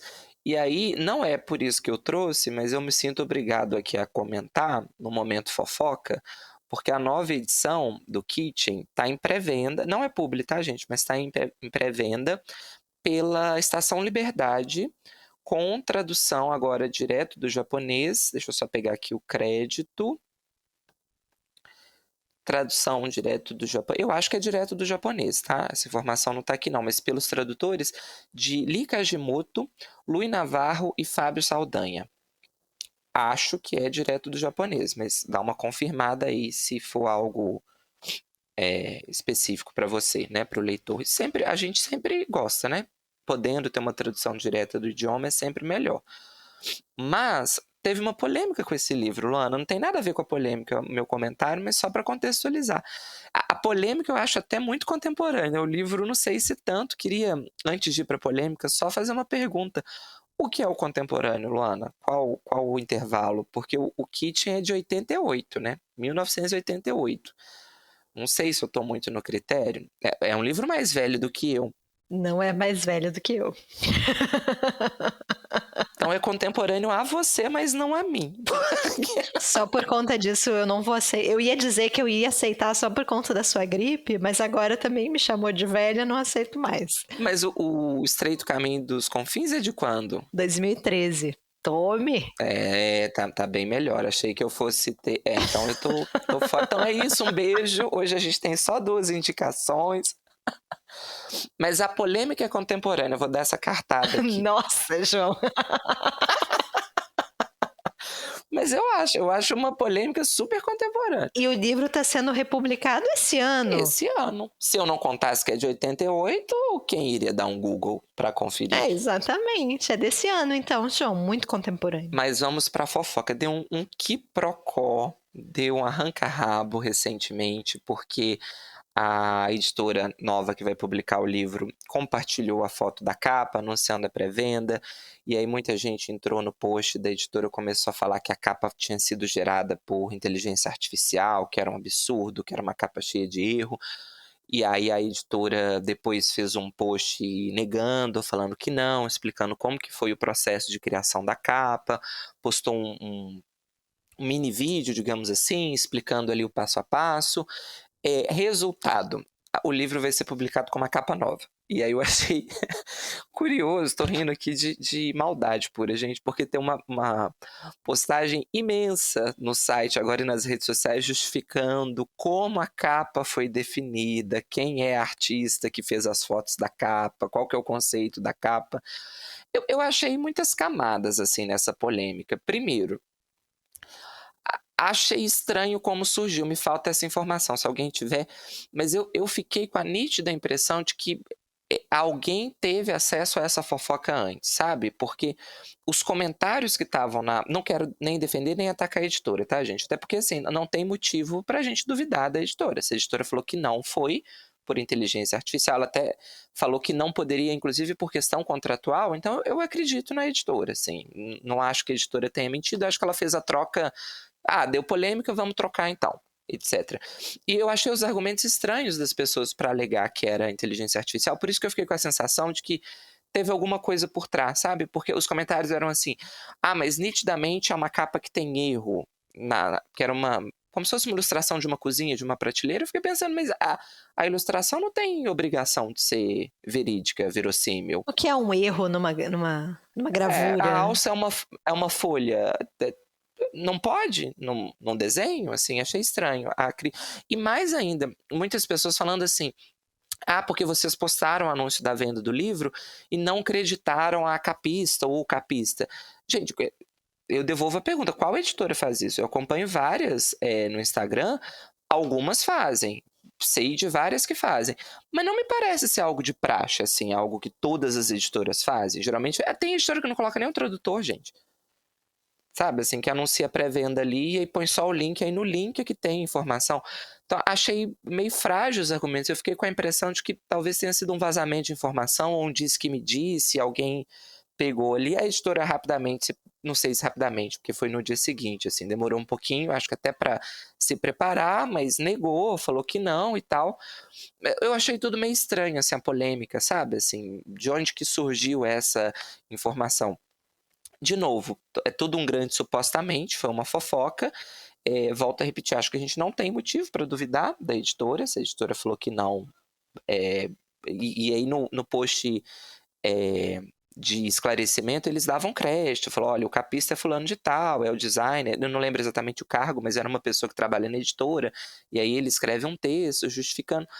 Mas achei a polêmica muito sintomática, porque talvez tenha sido a primeira de muitos agora, que a gente vai começar a enfrentar essas polêmicas no mundo editorial de uso de inteligência artificial, e estou falando no mercado editorial, mas na vida, né, gente, assim, a gente vai começar agora a cada vez mais ter que lidar com o uso ou com a suspeita de uso ou com o não uso de inteligência artificial para tudo na vida, até em outras camadas de consulta médica, daqui a pouco para autoria, já teve uma polêmica assim, né, de uma autora japonesa também, eu acho, ou sul-coreana, era asiática. Acho que era japonesa.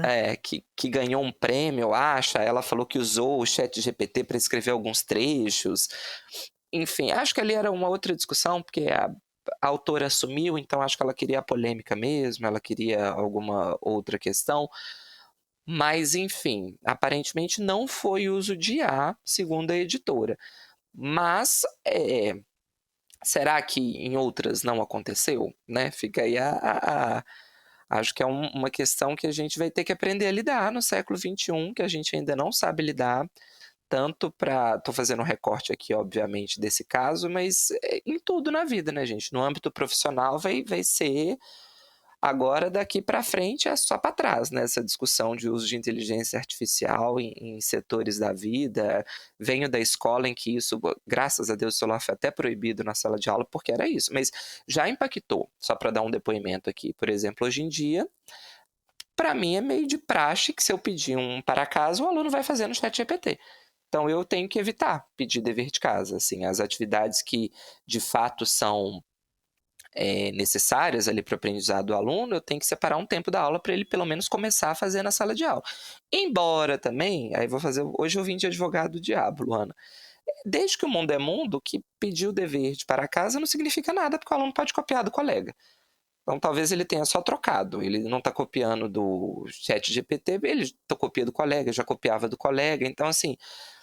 Acho que a gente talvez tenha trocado um problema pelo outro, mas entendo que o ChatGPT é muito mais sedutor pela facilidade de acesso, pela rapidez, enfim. Mas acho que a discussão aí sempre vai ser, no final das contas, a honestidade da pessoa, o que ela está disposta a fazer ou não, o quão disposta ela está de se enganar, enfim.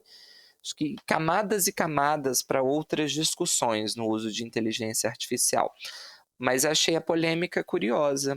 Só para dar informação aqui, ele vai ser publicado agora pela Liberdade, né? Pela Estação Liberdade. Está em pré-venda, então vai ser publicado a partir do dia 10 de junho, daqui a data de lançamento. E eu li aqui no site que a tradução deles é direto do japonês mesmo. Ótimo. Eu vi os 3, são 3 tradutores. Muito provavelmente eu vou comentar porque são 3 contos. Então talvez cada um tenha traduzido um conto ou não, né? Ou foi uma equipe de tradução. Mas acho... Agora, já que eu dei a polêmica, eu vou fazer... A gente já falou da Estação Liberdade em outros episódios aqui. A gente não tem parceria, mas é uma editora que a gente gosta muito e que faz um trabalho, eu acho, aí há muito tempo, muito louvável, de tradução de autores asiáticos, sobretudo do Japão, né? Eu acho que durante muito tempo foi o carro-chefe. A própria Estação Liberdade tem mais 2 livros da Banana, no Jimoto, que é o Doce Manhã e o Tsugumi. Não li ainda, mas pretendo. Tenho aqui, inclusive. Mas João aqui visionário. Ele leu o livro antes de ser lançado. Ou relançado, no caso, né? Acho que deve ser... Acho não, tenho certeza. É uma experiência muito diferente, né? Quando você lê uma tradução indireta e uma tradução direta. Mas esse livro, gente, eu tava doido pra ler ele há muito, muito tempo. Ele era um desses livros que sempre apareceu em listas, assim, de livros japoneses para se ler. Aí sempre tem o Kitchen, ele é um livro muito famoso no mundo. Foi meio que um best-seller, assim, guardadas as devidas proporções, na época do lançamento, lá fora. E a autora, antes de começar a comentar do livro, vou ser rápido, porque são contos, pretendo não dar muito spoiler aqui dos contos, mas a autora, eu falei que é um pseudônimo, e ela alega que ela escolheu esse nome Banana porque ela gosta muito da flor da bananeira, Luana. Olha que coisa específica. Quem conhece a flor da bananeira, gente? Vou até dar um Google. Eu acho que a flor da bananeira não é aquilo que a gente chama de umbigo da banana? Se for, não é uma flor bonita não, tá, gente? Eu acho que sim, João. Eu acho que, na verdade, é o que fica em cima dele, tá vendo, nas fotos? Sim. Tem o umbigo da banana e tem umas florzinhas pequenas em cima, assim. Imageticamente é um conjunto bonito. Eu daria 10 para essa alegoria da bananeira. É uma fruta bem bafônica, tem um cacho de banana e saem florzinhas e depois tem um umbigo. É uma fruta bem carnavalesca, bem... Bem Brasil. Notem-me, olhem para mim, olha como eu sou... esbelta e... Nem é brasileira, né? Não tem isso ainda, eu fiquei muito chocada quando eu soube. O fruto brasileiro por excelência é o caju, né? Quem diria? Mas já é nossa, já houve uma apropriação cultural aqui. Já. Aposto que antes dela vir pro Brasil, ela nem tinha essa alegoria, essa cor toda. Isso é algo que ela adquiriu aqui. Claramente foi o carnaval do Rio de Janeiro.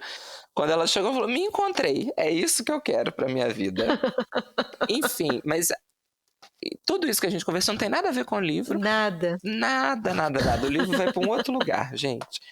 O livro é um livro curto também, igual eu comentei. Ele é um livro de contos, são 3 contos, sendo que 2 deles se relacionam. Na verdade, é como se fossem 2 histórias, e a primeira história é dividida em parte 1 e parte 2. A primeira história que é o Kitchen, e depois vem um outro conto, que aí são outros personagens, outra discussão. Nas 2 primeiras histórias, a gente acompanha, vou ter que dar uma colada aqui nos nomes próprios, mas a gente acompanha a história da Mikage Sakurai. Ela começa o livro... Hoje eu vim falar de luto, viu, Luana? Porque é um livro também... Começa com ela... Ela mora com a avó, né? A personagem protagonista, e a avó dela morre. Ela tá ali na adolescência quando a avó dela morre. E é só um parênteses antes de detalhar a história, mas isso é muito curioso. A gente já falou disso outras vezes também. Para mim é sempre muito diferentão quando eu leio literatura japonesa. A literatura oriental costuma dar um deslocamento na nossa visão ocidental, mas o Japão especificamente, ele me leva para uns lugares que eu falo assim, gente do céu, que loucura. Deixa eu só abrir a janela, porque não precisa ser tão misterioso assim, a encenação. Luto, vamos falar sobre luto e escuridão. Talvez eu tenha que acender a luz, Lu. Deixa eu acender aqui e pegar o ring light, mais fácil. Vai, João. Pronto, solar, bem melhor. Mas retomando, eu ia comentar que muito se fala sobre as latinas estranhas, mas a gente já cantou essa pedra também dos japoneses estranhos, que é uma categoria muito curiosa, assim. Quase todo livro japonês que eu já li, gente, em maior ou menor grau, pelo menos tem uma passagem que eu falo assim, que coisa, para onde estamos indo aqui nessa história, será? E eu acho que isso é o que é o barato de quando você lê assim, livro de uma outra cultura. Porque não é só o enredo, a construção de personagem, é a forma e a proposta mesmo. Eu acho que é uma visão no Japão, especificamente, muito diferente do que é o romance, do que é a narrativa, do para que serve um romance, para que serve uma narrativa. E aí eu acho que é isso que gera o estranhamento, porque a gente vai com uma visão muito ocidental. Então, o romance é uma narrativa longa que vai propor uma discussão, pode ser sobre isso, sobre aquilo. E aí você vai ler uma narrativa que nem é um romance, são contos, mas até o tipo de discussão, o que ele se entende como romance, o que é para um romance gerar no leitor, é outra coisa, assim, é um outro lugar mesmo, sabe? E aí é curioso porque nos 3 contos, no primeiro, o começo é que gera esse estranhamento, porque a personagem vai lidar com a perda da avó, e ela lida com a perda da avó ao mesmo tempo de uma forma muito fria, parece, até no começo você demora ali a entrar na história, pelo menos estou falando da minha experiência de leitor, parece que ela pouco sofre com a morte da avó, e ela tem uma característica, Luana, ela adora cozinhas. Ela gosta de dormir na cozinha, nos azulejos. Tem toda uma passagem justificando. E aí, quando a avó dela morre, ela fica sozinha, ela vai dormir dias e dias no chão da cozinha, ali. Porque ela gosta de como a cozinha tem toda uma descrição dos ambientes, do azulejo, dessa frieza do azulejo, até que. Vou resumir aqui rapidamente, senão aquela discussão que a gente já teve, como narrativa curta, se eu mastigar demais, eu conto tudo. Mas um personagem que tinha um contato com a avó dela, que é o Itoshi. Não, mentira. Esse é da segunda narrativa. É o Yushi Tanabe. Ele trabalha numa floricultura onde a avó dela costumava comprar produtos. E aí ele estranha, né? Ele sabe o que aconteceu, ele bate na casa dessa personagem para saber se está tudo bem. Ela, né, eles começam ali a travar um contato, eles já se conheciam de um outro lugar, e aí ele chama ela, ele fala, olha, eu acho que você não está em condição de morar sozinha, mora um tempo comigo e com a minha mãe, por que você não vai morar lá em casa? E aí ela topa, Luana. Aí eu já acho tudo muito estranho, assim, nessa narrativa, sabe? A forma como é construída a morte, a forma como ela topa, ela nem topa de primeira, mas há uma insistência, ela vai morar na casa desse rapaz, assim, pode ser uma questão cultural, mas pra gente, você pensando assim, um homem oferece pra uma menina, vai morar, um homem não, ele é novo também, ele é adolescente, mas vai morar lá em casa, vamos, e aí é tudo estranho assim pra gente, a gente começa muito deslocado na história. Quando ela chega na casa, felizmente ela não está correndo perigo de vida, tá, gente? Ele é um bom rapaz. Ela vai ali se ambientar naquela casa, ela tá passando por uma experiência de luto, né? E ela vai conhecer a mãe do Yushi, que é a Eriko. Aí eu acho um barato, porque a Eriko, Luana, ela é uma mulher trans. Eu acho assim o retrato muito legal que é feito. Tem uma questão, de novo o advogado do diabo aqui, fazer um grande parênteses, é um livro de 88. Então, a forma como essa personagem vai ser descrita talvez tenha envelhecido mal. Eu não sei explicar exatamente, e acho que o livro trabalha até bem nesse limiar, se é uma questão da época em que foi escrito ou se é uma questão da personagem, de mostrar que a questão da transexualidade da Eriko para protagonista é uma coisa que para ela é uma novidade, é mal resolvida, então vai ter uma série de expressões que a gente lê hoje. Então, por exemplo, vai ser usado o masculino muitas vezes para se referir a essa mulher trans.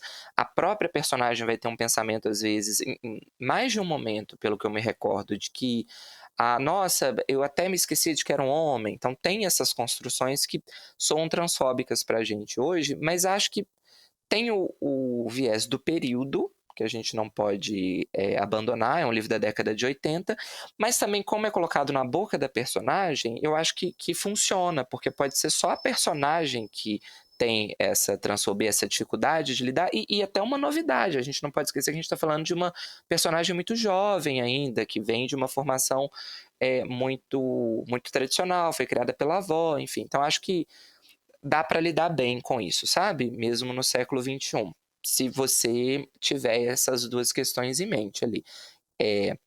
Não é a autora falando, é a personagem, não é nem o narrador, é a personagem, então acho que é mais fácil para fazer essa separação, né? Mas a forma como ela descreve é muito legal, assim, a Eriko para mim é uma das grandes personagens desse primeiro conto. E aí basicamente a gente vai acompanhar, é uma narrativa que é difícil até de fazer essa descrição, a segunda vez que eu falo de um livro japonês, me parece que é constitutivo do livro, é um livro que durante muito tempo você fica assim, mas para onde está indo essa história? Para onde ela vai? E às vezes é isso, ela não está indo para lugar nenhum. Ou às vezes, assim, o que ela está querendo discutir já está dado desde o começo, mas a forma de discutir não é essa forma ocidental que a gente sempre espera, um crescente, aí vai ter um grande acontecimento, depois um desdobramento, até um certo ensinamento. Eu acho que o Ocidente tem esse apego com a moral da história, mesmo a gente falando várias vezes que não, o livro não pode ter moral da história, mas é bem ocidental, assim, você falar, não tem a moral da história, mas é um livro que discute guerra, é um livro que discute velhice, é um livro que discute infância. Qual a mensagem, João? A gente não tem a moral, mas tem um assunto ali, guia. E aí eu acho que sempre gera esse estranhamento, mas eu gosto desse deslocamento, de você ficar ali, indo de um lado para o outro, e você falando, mas tá, e aí, né? Só que para mim, essa primeira história é uma história que vai discutir luto, mas ela discute também cozinha, né? Daí o título, o Kitchen tá aqui, porque essa menina que gosta muito da cozinha, ela vai começar a trabalhar como ajudante de culinária. Mas aí ela vai primeiro começar a cozinhar, para os dois ela gosta da cozinha, é um livro muito bonito nas descrições dos pratos sendo feitos, das referências culinárias, então tem uma brincadeira assim. Aí começa a segunda narrativa, Luana. E na segunda narrativa, na primeira página, assim, você já tem um choque, porque ela passa um tempo depois dessa primeira. E aí acontece uma tragédia, assim, não vou contar o que é, porque nada da primeira narrativa te prepara para isso, vem um choque, você fica assim, sem chão, tristíssimo, e aí a partir dessa tragédia, a gente vai ter de novo, gosto da recorrência aqui do espelhamento, você vai ter de novo a Mikage indo passar um tempo na casa do Yushi, não me recordo agora quanto tempo depois, mas ela já tinha saído, aí sim, ela já tinha começado a trabalhar como ajudante de uma grande chefe de cozinha, ela já estava ali no começo da vida adulta, vai ter essa tragédia, ela vai de novo morar na casa do Yushi, e aí essa segunda narrativa, que começa de uma forma muito bruta, assim, muito cruel com um dos personagens, ela vira depois muito bonitinha, assim, entre aspas, porque ela vai virar um romance entre os dois, entre a Mikage e o Yushi, assim, aí esse começo de um primeiro amor na vida adulta, final da adolescência, né? E aí isso se desenrola para você acompanhar como que esses dois personagens que já têm uma história ali muito conturbada, apesar da pouca idade, né? Já passaram por duas experiências traumáticas muito fortes. É uma história de luto o tempo todo, né? Então os dois personagens tendo que lidar com situações, como que eles lidam com isso. A protagonista de novo passando por uma situação traumática, e aí meio que essa experiência unindo esses dois jovens, eles construindo o amor deles, e sempre permeado aqui pela referência à culinária, à cozinha. Então acho que para quem gosta de cozinhar, e principalmente para quem gosta de comida japonesa, de culinária japonesa, deve ser um livro interessante aqui nessa construção. Mas o que eu mais gosto é a primeira história, assim, gente. Você vai ler e pensando o tempo todo o que eu estou fazendo aqui na leitura, para onde estamos indo. Porque as construções são muito. É realmente outra referência, sabe? Assim, aquilo, quando vem uma imagem que você fala, bom, então agora os personagens vão ficar tristes. Aí a descrição você fala, eu não sei exatamente se isso é tristeza, assim, até a forma de lidar com as emoções é por um outro referencial. Eu acho isso muito legal, né? Mas tem que estar disposto. Trouxe aqui uma proposta inusitada. E a segunda, Luana, vai talvez te incomodar, porque a segunda história, que deixa eu pegar aqui o título que me escapou, é o Moonlight Shadow. Os dois títulos são em inglês. Eu gosto da manutenção do inglês, porque eu acho que acentua mais ainda a ideia de deslocamento. Você está lendo uma história japonesa que tem um título em inglês, que tem uma das justificativas que eles dão é que no Japão, cozinha ficou muito conhecido por kitchen mesmo. Eles usam a palavra do inglês. Então, que eles quiseram preservar essa brincadeira, porque já no original, já se usa um termo estrangeiro. E aí eles quiseram manter esse deslocamento, né? Acho que no Brasil você ganha uma terceira camada, porque aí são 3 países, né, envolvidos. Mas na segunda narrativa, que é o terceiro conto, mas aí com personagens diferentes, também é uma história de luto vivenciada por personagens muito jovens, ali no final da adolescência. Então é a temática aqui constante. Também, hoje energia lá no alto, hein? Só história e...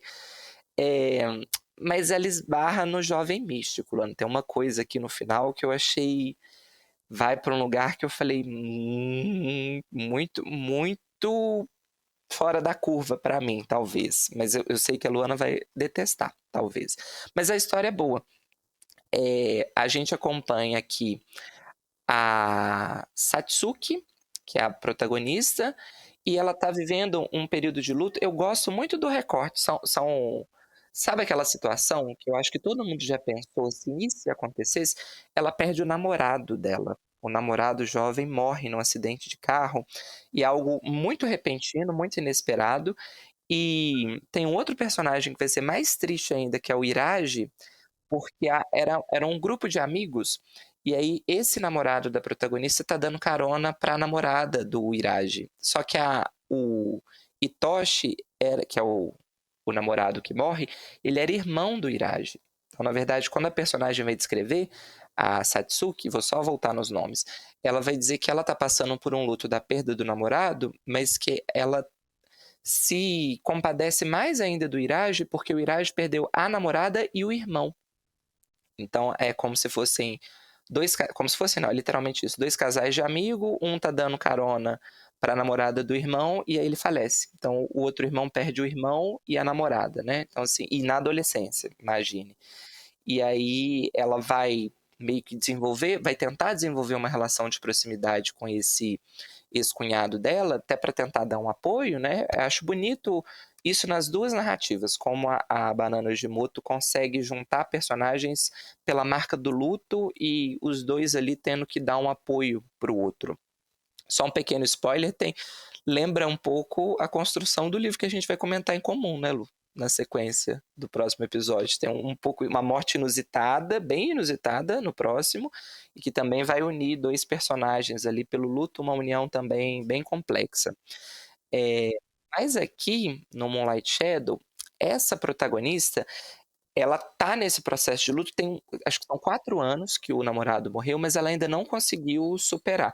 E aí ela tá num processo quase depressivo mesmo. Ela vai relatando o que ela já viveu, que ela ficava em casa, não conseguia sair. Aos poucos ela foi retomando a vida dela, mas ela ainda volta numa ponte que é muito importante para ela e para o namorado, e ela fica contemplando a paisagem daquela ponte. Você entende até que tem um flerte ali com o autoextermínio em alguns momentos, né, quando ela para e fica olhando aquela quantidade de água, aquele vazio, até que ela conhece uma personagem que é a Urara, que é uma outra mulher, assim, uma jovem mulher, que meio que brota do nada. Ela fala que ela nem percebeu a mulher se aproximando, e elas começam a conversar, e aí vai nascer uma amizade dessas 2 mulheres. Só que essa mulher é muito misteriosa, Luana, e ela tem umas ações assim que extrapolam o real e que esbarram no sobrenatural. Então, por exemplo, ela liga para a casa do protagonista do nada, e a menina fala: como é que você conseguiu o meu telefone? Ela fala: isso é fácil de descobrir, se você sabe os caminhos. E aí a narrativa, a segunda, vai tomando um caminho ali de portal mágico, de abertura de para além da vida, que para mim é demais, sabe? Assim, o final da narrativa é bonito, é simbólico, entendo. A Aurora fala para ela que está preparando ela porque vai ter um acontecimento que só acontece uma vez a cada não sei quantos anos, e que um portal mágico é aberto, que você pode ver coisas do além da vida. Então, assim, eu entendo a discussão, mas acho que vou jogar no colo da Luana. Para a Luana isso é demais, eu sei e portal mágico para mim é um problema, me remete a Murakami, tenho questões. Eu tava esperando perversões sexuais, aí o portal mágico me pegou um pouco, assim, fiquei surpresa. Talvez pior, é um portal mágico para outra dimensão. Não, e é bem assim, uma fratura no tempo e espaço vai se abrir e aí você tem que estar preparada para ver. Mas eu acho muito bonito a forma como a Banana de Moto constrói a experiência do luto nas duas histórias, sabe? Assim, e é um luto devastador para as personagens. Primeiro porque elas são muito jovens, é uma perda irreparável, irrecuperável. Ali, primeiro da avó, depois a de um namorado. E na adolescência, gente, quem nunca passou por esse medo, né? Assim, de perder o namoradinha na adolescência, pensa assim, o que vai ser da vida, né? Eu acho que o luto na adolescência e na infância, ele é uma marca. O luto sempre vai ser, eu acho, uma marca pro resto da vida. Mas na adolescência, eu acho que ele, quando a personalidade está se formando, ele deve ter um impacto ali muito grande na personalidade das pessoas, né? Tem questões aqui que eu acho que ela levanta muito bonitas. E fora que livros orientais, sempre muito marcados por essa descrição contemplativa da paisagem, e essa descrição contemplativa num processo de luto, nossa, é muito bonito, mas é muito triste. Mas fica aí a sugestão do Kitchen, de Banana e Ojimoto. Para você que quer experiências aí com portais mágicos, você encontrará na segunda narrativa. Na primeira, não. E acho curioso porque ela começa muito diferentona, assim, pra gente. Depois a narrativa fica mais tradicional. A segunda narrativa eu acho ela bem tradicional, assim. Tradicional pensando no meu referente ocidental, né, gente?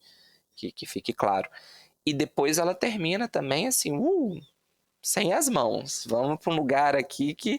Mas volto a dizer, eu acho que é sempre um choque para nós, ocidentais. Não sei se isso é algo tão fora da curva para um japonês. Acho que não. Pelo que eu já li de literatura japonesa, tem sempre esse flerte com o sobrenatural, ele aparece em vários livros japoneses, né?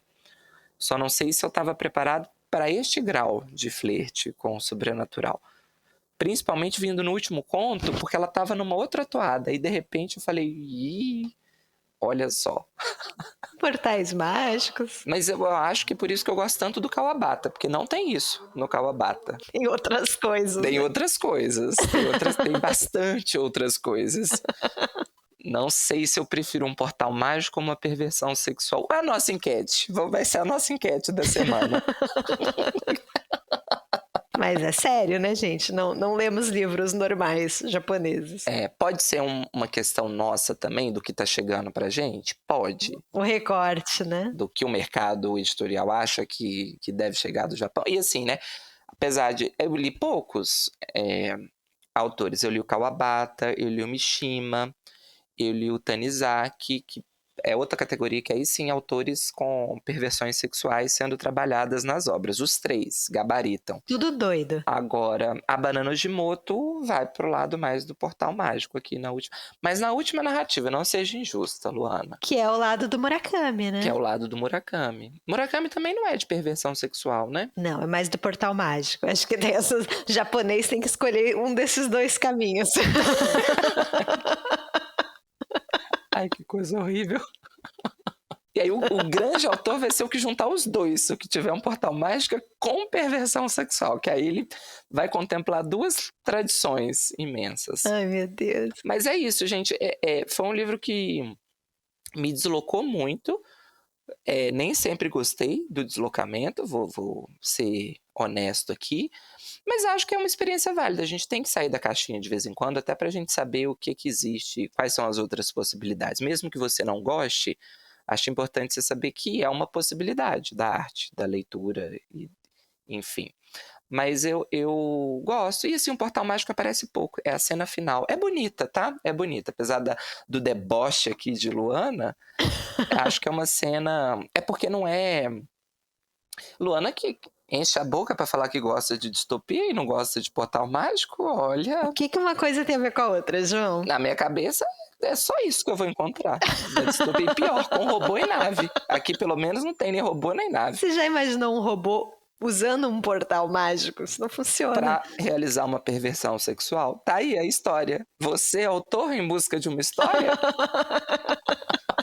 Tá desenhada. Que velha safada! Apesar dessa ironia toda, gente, é um livro triste, tá? Apesar de não parecer, nesse final, mas é um livro muito melancólico, muito bonito. Eu preferia sem o portal, de fato. Eu acho que quando a história estava só no trabalho do luto, ela me ganhava mais. Depois foi virando uma coisa que eu falei, não sei se eu gostaria de ir por aí. Mas as duas primeiras são muito legais, recomendo. Boa, João. E é isso, né? Fechamos, então, o nosso episódio de temática oriental.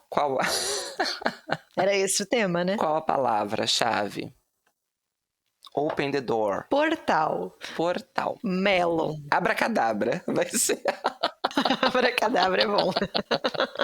Vamos abrir vários portais aí, então. Abracadabra, se você chegou até aqui. É isso, abracadabra. É isso? É isso. E como a gente conseguiu deturpar o tema, né? Nossa, virou. E o livro, coitado da banana, o Shimoto. É que quando a gente pensa em contemporaneidade, a gente pensa no Oriente. Esses países que estão muito à frente, a modernidade, é a China, o Japão, a Coreia, entendeu? É a nossa ideia de contemporâneo. Exatamente. E tem tudo a ver. Futuro, tecnologia, É lá. é Japão e China. Porque aqui é que não é.